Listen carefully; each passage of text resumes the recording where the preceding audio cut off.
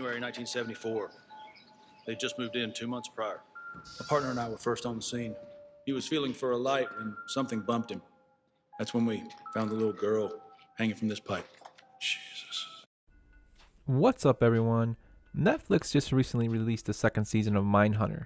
This time it's focusing on the Atlanta child murders that occurred from 1979 to 1981.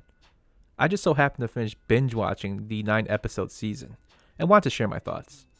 So just a heads up, there will be some spoilers in this review, so let's get to it. The first thing that gravitated me to Mindhunter was not only the interesting storyline about the study of serial killers, but also the great portrayal of what the serial killers looked like and acted by the actors. Season 2 does not disappoint in this aspect, in my opinion. We know that Charles Manson is the headliner as he appears in the trailer, and believe me, although the performance is brief, it's great.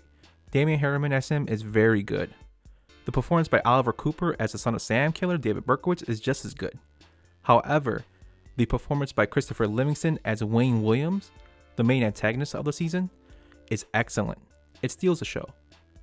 I really enjoyed the dialogue of these characters, and I also really enjoyed the way they were portrayed and their appearance in general, as they matched what the real people looked like. It was really fascinating.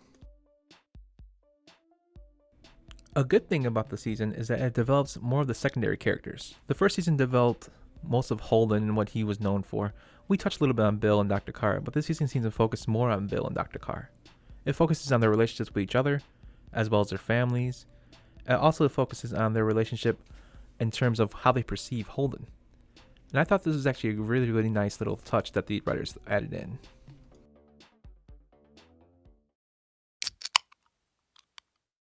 The ending of the first season left with such a big cliffhanger, with the possible mutiny of the team members over the disagreement of the tape, as well as the medical collapse of Holden at the hospital after the meeting with Kemper. However, in the second season, we just find out Holden had a panic attack. And nothing really is significant from this. There are jokes made between Bill against Holden telling him to take his Valium, as well as a discussion with Dr. Carr and Bill over Holden, and Holden having a discussion with Dr. Carr over his panic attacks, but that's pretty much it. It really does not add anything significant to the story. And I think the writers kind of missed out on this, as it could have been developed even more, but they decided to leave it alone. Another thing I had an issue with was the whole mutiny thing. We find out that Greg admits to actually sending in the tape, and there is kind of a dress down between all the members and him.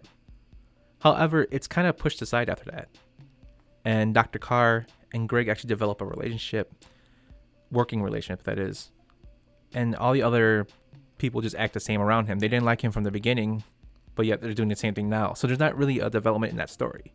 And I think that kind of was pushed aside with the more development of the Atlanta story. They wanted to get that in and more emphasis on it. But I think they could have played around with it more, and they kind of missed out on a little bit of it. But besides that, I actually thought season 2 was actually very good. Was it as good as season 1? No. Nothing's usually better than the original, unless it's Terminator 2. However, if you're really into Mindhunter, I wouldn't recommend checking out the second season. Or if you're even into serial killers, as most people are, I would check out the first season and watch the second. It's worth your time. Anyway, as always, thanks for watching, and have a great rest of your day.